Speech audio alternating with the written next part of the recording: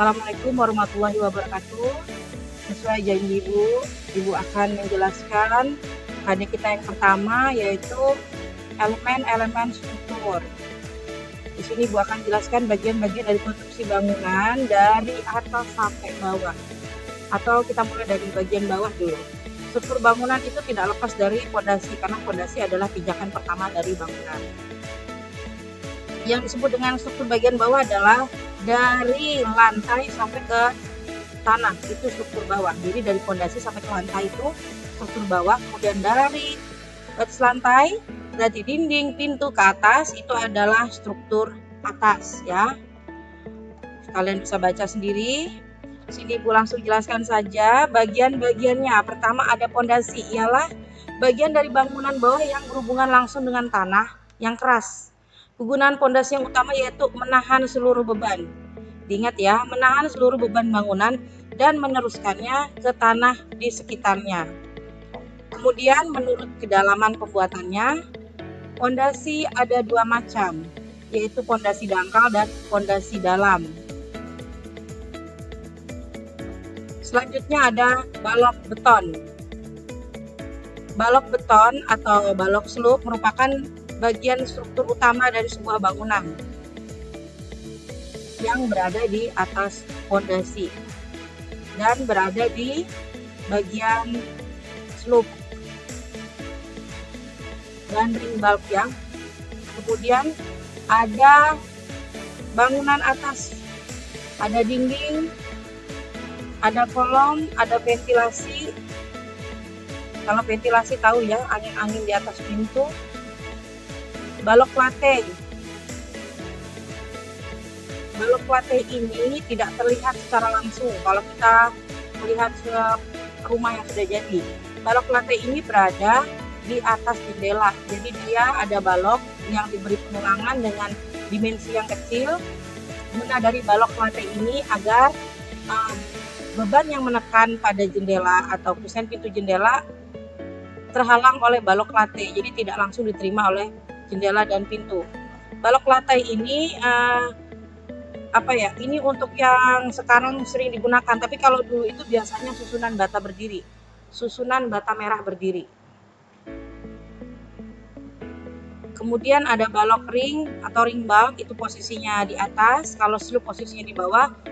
Bentuknya itu sama, biasanya sama. Kalau untuk rumah dengan lantai sederhana, lantai 1 bentuknya sama.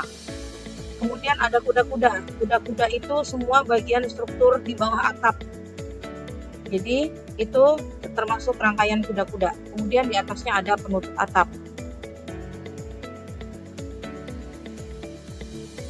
Berikut hal-hal yang perlu dipertimbangkan dalam pemilihan tipe fondasi. Yang pertama, kita harus mengetahui keadaan tanah fondasi, batasan-batasan akibat konstruksi di atasnya, keadaan daerah sekitar lokasi, waktu dan biaya pekerjaan, kokoh, kaku dan kuat. Ini prinsip hasil pekerjaan bangunan adalah dia harus kokoh, kaku dan kuat.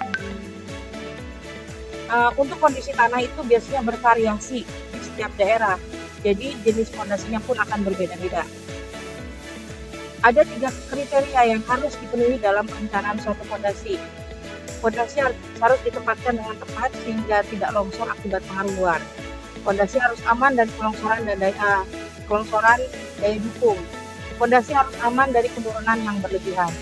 Ini adalah contoh sederhana fondasi batu kali lengkap dengan batu kosong, unstamping, ini pasir, ini tanah uruk, ini adalah lapisan-lapisan sampai ke lantai luar. Balok slope itu umumnya untuk rumah sederhana adalah ukurannya 1220 atau 1520. Ring balok juga sama ukurannya. Kemudian ada komponen penyusun balok ring.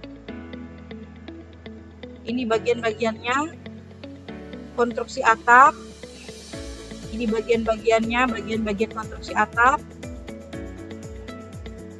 Kita langsung ke contoh gambar. Nah, ini adalah gambar potongan secara melintang struktur rumah. Di sini terlihat dari fondasi, slope, dinding sampai dengan potongan rangka kuda-kuda kayunya. Kalau kita lihat di sini jenis penutupnya multi roof. Di sini ada macam-macamnya, tapi Ibu tidak membahas secara lanjut, hanya pengenalan saja bentuknya. Nanti ini akan dibahas di mata pelajaran dasar-dasar konstruksi dan ukuran tanah.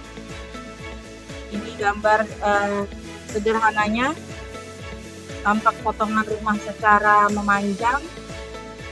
Di sini kita bisa melihat bagian-bagian strukturnya. Apakah dia fondasinya setempat atau batu kali? Di sini tinggi dari pintu rumahnya kelihatan. Kemudian di sini bisa dijelaskan plafonnya, ukuran berapa, kemiringan atap. Di sini dijelaskan di gambar ini. Ini adalah bagian-bagian dari fondasi. Ini contoh fondasi kombinasi, fondasi footplate dengan fondasi batu kali. Ini detail kolom.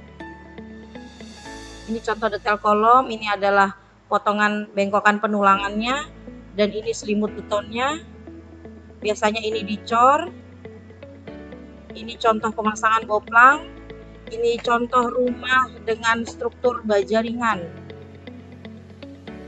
dengan menggunakan fondasi setempat dan menggunakan tiang pancang kayu atau cerucuk.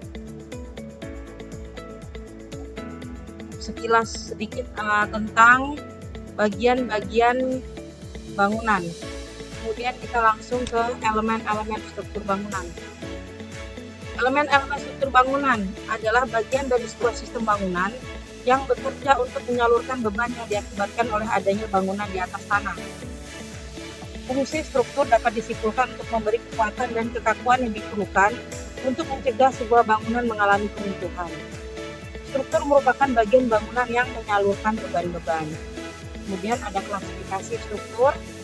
Untuk dapat memahami suatu bidang ilmu termasuk struktur bangunan, maka pengetahuan tentang bagaimana kelompok-kelompok dalam struktur dibedakan, diurutkan, dan dinamakan. Secara sistematis, sangat diperlukan pengetahuan tentang kriteria ini untuk mengetahui klasifikasi struktur bangunan. Klasifikasi elemen struktur berdasarkan geometri atau bentuk dasarnya. Jadi bentuk dasarnya sebuah struktur itu adalah garis dan permukaan ya. Yang pertama garis. Klasifikasi elemen yang panjang dan langsing dengan potongan melintangnya lebih kecil dibandingkan ukuran panjangnya, itu adalah elemen garis. Kemudian elemen permukaan. Klasifikasi elemen yang ketebalannya lebih kecil dibandingkan dengan ukuran panjangnya. Bisa dipahami? Nanti sambil dibaca lagi ya materinya. Kemudian di sini kita lihat ada susunan elemen dibedakan menjadi dua sistem. Ini di sini ada struktur sistem yang satu arah, kemudian ada yang dua arah. Kalau kita lihat gambar di sini, ini ada sebuah balok diletakkan, ini namanya balok satu arah. Kemudian plat yang diletakkan, ini kodenya plat, ini namanya plat satu arah. Kita lihat yang dua arah. Di sini ada balok dengan dua arah ke X dan arah ke Y. Ini namanya balok dua arah. Kemudian ada plat dua arah ke sini ada, X dan Y-nya ada, tidak hanya pada satu arah, tapi dua arah. Selanjutnya, klasifikasi struktur. Berdasarkan kekakuannya, ada elemen yang kaku, ada elemen yang tidak kaku atau fleksibel ya. Elemen yang kaku itu contohnya adalah balok, kemudian struktur kolom, itu termasuk elemen yang kaku. Biasanya sebagian batang yang tidak mengalami perubahan bentuk yang cukup besar apabila mengalami gaya akibat beban-beban. Kemudian ada elemen tidak kaku atau fleksibel, contohnya seperti ini. Kabel stayed yang cenderung berubah menjadi bentuk tertentu pada suatu kondisi pembebanan. Jadi dia bisa mengalami lendutan. Elemen-elemen struktur utama. Struktur utama pada konstruksi itu adalah yaitu balok dan kolom. Kemudian rangka. Struktur untuk balok dan kolom adalah struktur yang dibentuk dengan cara meletakkan elemen kaku horizontal di elemen kaku vertikal. Jadi dia saling terkait antara X dan Y-nya. Ini kolom, ini baloknya. Ini kolom, ini balok. Semua dalam satu elemen yang kaku, dicor jadi satu. Kemudian ada elemen utama struktur rangka atau truss. Struktur rangka secara sederhana sama dengan jenis balok tiang, post and beam. Jadi ada balok, ada tiang-tiang, ada balok, ada tiang-tiang. Dan elemennya itu titik hubung kaku antara elemen yang vertikal dan elemen yang vertikal dan elemen yang horizontal. Selanjutnya ini macam-macam rangka batang. Ada modelnya thread, ada hoe, kemudian ada Warren. Thread modelnya, lihat apa perbedaannya. Di sini perbedaan antara hoe dan thread.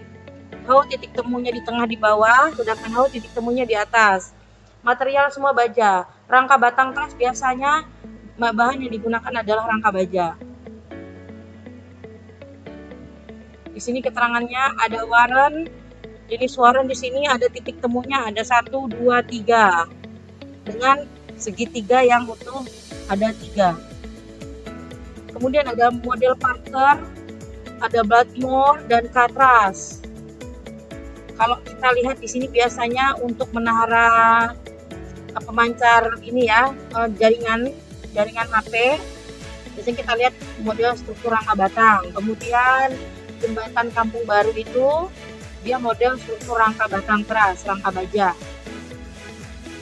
Elemen struktur utama yang jenis pelengkung, ini modelnya pelengkung. Pelengkung itu bisa pelengkungnya di bawah, bisa lengkungnya di atas.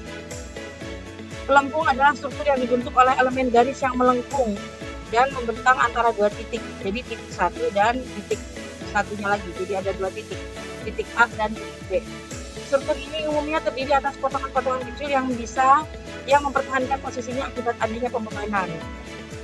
2 titik inilah yang menahan gaya agar dia tidak kolaps atau runtuh ke bawah. Kemudian ada elemen dinding dan plat. Dinding, ini model elemen dinding, ini model elemen plat. Yang namanya model elemen plat itu pasti di dalamnya ada penulangannya. Kalau plat tidak ada penulangannya, maka plat tersebut tidak akan kuat menahan beban. Kemudian jenis cangkang silindrikal atau terowongan. Ini contohnya. Kalau biasanya untuk jalur kereta api yang menembus gunung atau perbukitan, biasanya di situ akan digunakan terowongan. Cangkang silindrikal dan terowongan merupakan jenis struktur. Cangkang memiliki bentang longitudinal dan lengkungnya tegak lurus terhadap diameter bentang. Oke, kita lanjut. Ada kubah dan cangkang bola. Kubah dan cangkang bola merupakan bentuk struktur berkelengkungan ganda, ya. 1, 2 sisi. Ini jenisnya. Ini yang masih rangka, ini yang sudah ditutup dengan pasangan. Ini bisa juga penutupnya ini menggunakan plat besi atau dia semen yang sudah dicetak di luar atau precast. Kemudian ada kabel, ini struktur kabel, ini termasuk jembatan kabel stayet, jadi dia ada tiang utamanya untuk mengaitkan kabelnya. Kemudian ada struktur membran dan tenda atau jaring. Selanjutnya ada elemen struktur membran dan tenda jaring.